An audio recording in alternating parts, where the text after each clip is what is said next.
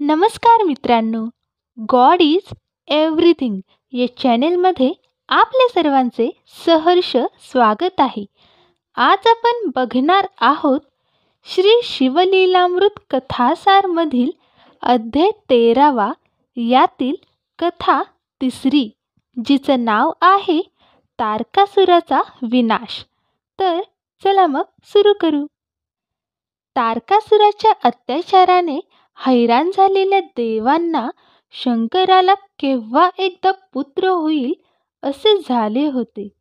परंतु 4 युगेपर्यंत शंकर आणि पार्वती यांना पुत्रच झाला नाही.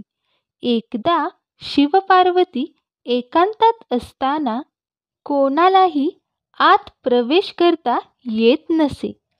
शंकराच्या क्रोधाची सर्वांना भीती वाटत असे. मग देवांनी अग्नीला आत पाठविले. तो शंकराच्या तिसऱ्या नेत्रात राहत असल्याने अतिथी होऊन आत गेला. त्याने हाक मारून भिक्षा मागितली. तेव्हा शंकराने पार्वतीला सांगितले, माझे कधीही व्यर्थ न होणारे अमोघ असे द्रवरूप तेज तू त्या अतिथीला दे. त्याप्रमाणे पार्वतीने केले आणि अग्नीने ते तत्काळ प्राशन केले.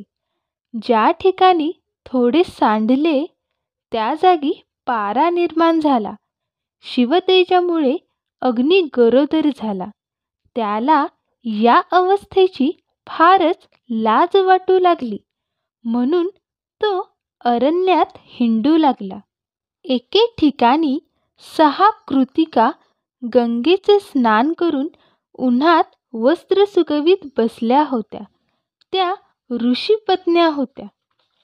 अग्नीने हळूच त्यांच्याजवळ येऊन आत्मशक्तीने आपल्या उदरातील गर्भ अंशतः प्रत्येकीच्या उदरात स्थापन केला. आपण गरोदर झालो हे लक्षात आल्यावर त्या 6 कृतिका लज्जित झाल्या. असा निरर्थक गर्भ धारण करणे योग्य नाही असे समजून त्या 6 जणींनी आपापला गर्भ काढून एकत्र एका स्थानी टाकून दिला. ते तत्काळ एकत्र होऊन 6 तोंडे असलेले बालक जन्माला आले. त्याला 12 हात होते. त्यावेळी कार्तिक महिना होता. जन्मताच त्याच्या अंगी भस्म लावलेले होते. कृतिका नक्षत्रावर जन्मलेल्या या बालकाला कार्तिकेय नावाने लोक ओळखू लागले. या बालकाचे वाहन मोर होते. तो बाल्यावस्थेतच शंकराची आराधना करू लागला. शिव ध्यानात मग्न असतात. अग्नीने त्याला शिवाकडे नेले. शिवाने हा आपलाच पुत्र आहे हे ओळखले. शिवानी त्याला उचलून पार्वतीच्या मांडीवर ठेवले व त्याचे लालन पालन करण्यास सांगितले. 7 वर्षे शिवपार्वतीने त्याचे लालन पालन केले.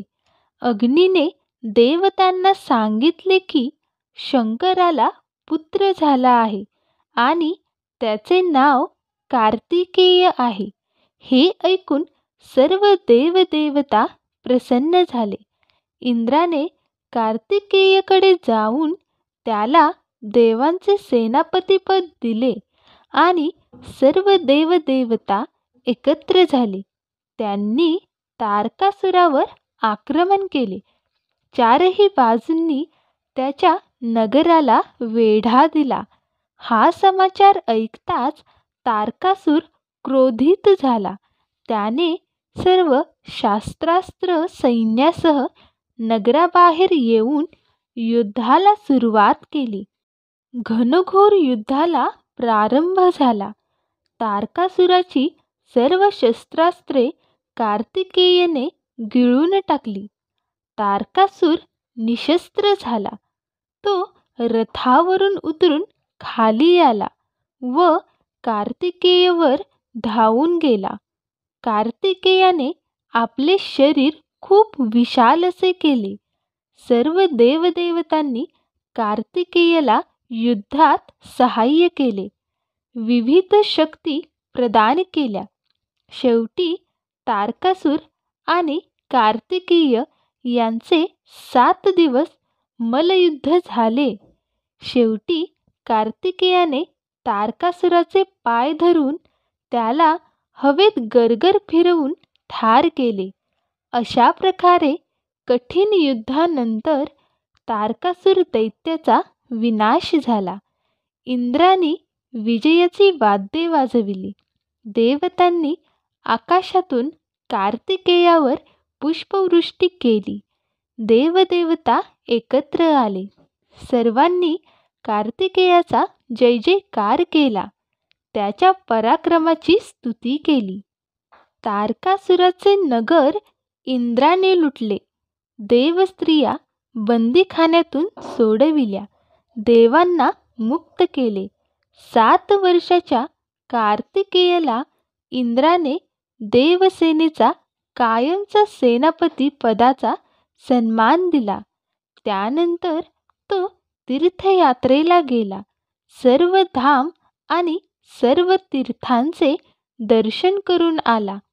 तेथून आल्यावर शिवाचा जप, अनुष्ठान यांमध्ये एकाग्र चित्त झाला. काही दिवसांनी त्याचे अनुष्ठान पूर्ण झाल्यावर माता पार्वती म्हणाली, बाळा, तू अद्याप कुमार आहेस, तेव्हा एखाद्या उत्तम मुलीशी विवाह करून आम्हाला तुझ्या गृहस्थाश्रमाचे सुख पाहू दे. तो म्हणाला, आई, स्त्रिया कशा असतात हे मी पाहिलेच नाही. त्यांची काही खूण सांग ना. पार्वती हसून म्हणाली, स्त्रिया माझ्यासारख्या असतात. तेव्हा कुमार कार्तिकेय म्हणाला, सर्व स्त्रिया तुझ्यासारख्या असतील तर त्या मला तुझ समानच आहेत. तुझ्या या वचनाला मी अंतर पडू देणार नाही. असे म्हणून तो तप करण्यासाठी खोल गुहेत जाऊन बसला. अरे थांब, म्हणून पार्वती त्याच्या मागे मागे गेली. पुत्र प्रेमाने असह्य होऊन मायेच्या शब्दाने समजूत घालू लागली. ते ऐकून कार्तिकेयाला राग आला. त्याने संपूर्ण स्त्री जातीला शाप दिला. जी स्त्री माझे दर्शन घेईल ती 7 जन्मांपर्यंत वैधव्य आणि दुःख भोगील. पण कार्तिक महिन्यात कृतिका योगावर जो पुरुष माझे दर्शन घेण्यास येईल तो 7 जन्मांपर्यंत धनाढ्य होईल. असे म्हणून आईला सोडून तो पुढे निघून गेला. पुत्राच्या जाण्यामुळे पार्वती फारच दुःखी झाली. आपल्या स्थानी येऊन बसली. पार्वतीला दुःखी अवस्थेत पाहून ऋषीमुनी कार्तिकेकडे गेले. त्यांनी त्याला पार्वतीचे सांत्वन करण्याच्या निमित्ताने एकदा भेट घेण्यासाठी त्याला विनंती केली. ऋषींच्या बोलण्यामुळे कार्तिक पुन्हा शिवपार्वतीकडे आला. त्याने मातापित्याचे सांत्वन केले. त्यांचे दर्शन करून तो पुन्हा तप करण्यासाठी वनात आला. तेथे हिमालयाच्या गुहेत जाऊन अनुष्ठान करण्यासाठी गेला. आणि या ठिकाणी अध्याय 13वा आणि कथा 3री संपन्न होते. पुढच्या व्हिडिओमध्ये आपण अध्याय 14वा बघणार आहोत. धन्यवाद.